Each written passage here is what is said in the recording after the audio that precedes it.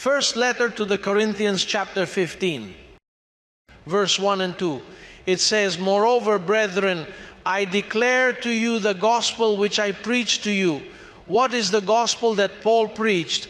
The gospel of the uncircumcision.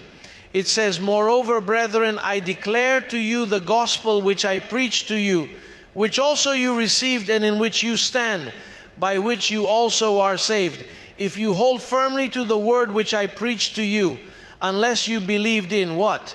You believed in vain. Now, if you do not hold the word of Paul's gospel, you have believed in vain. It's wasting time. Have you seen those believers out there who are shouting hallelujah and rebuking the devil? That's believing in vain. Because they go on like this for 15 or 20 years and they learn nothing. They are believing in vain, according to the Apostle Paul. This is what my apostle says. The Apostle Paul says, "Look, I preach to you the gospel of the uncircumcision. I preach to you the gospel that Christ revealed to me in paradise. If you do not believe this gospel and do not stand firm, you have believed in vain." For example, I spent 18 years in the Pentecostal church, 18 years in vain, denying almost everything, because just imagine, denying almost everything. Because one denies the whole dispensation of the gospel of grace. The mystery of the gospel of Christ is denied in almost all its parts. That is why Paul said to Peter, he says, "Indeed, I, Paul, say to you that if you become circumcised, Christ will profit you nothing." If you are circumcised, you have believed in vain. Christ profits you nothing. If you keep the law, Christ profits you nothing.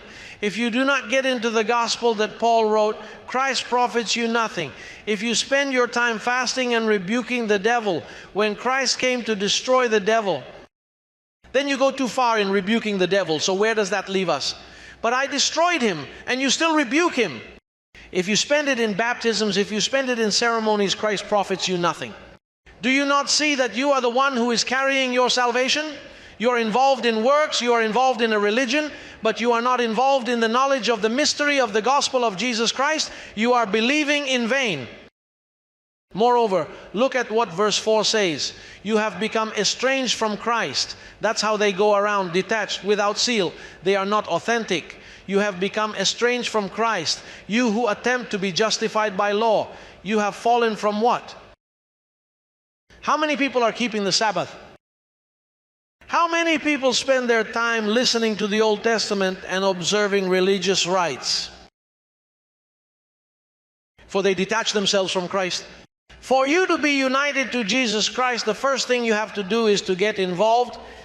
Look, from Romans to Hebrews, you must study those 14 books. Eat those Pauline's letters so that the gospel, the mystery of the gospel consumes you. To form Christ in you,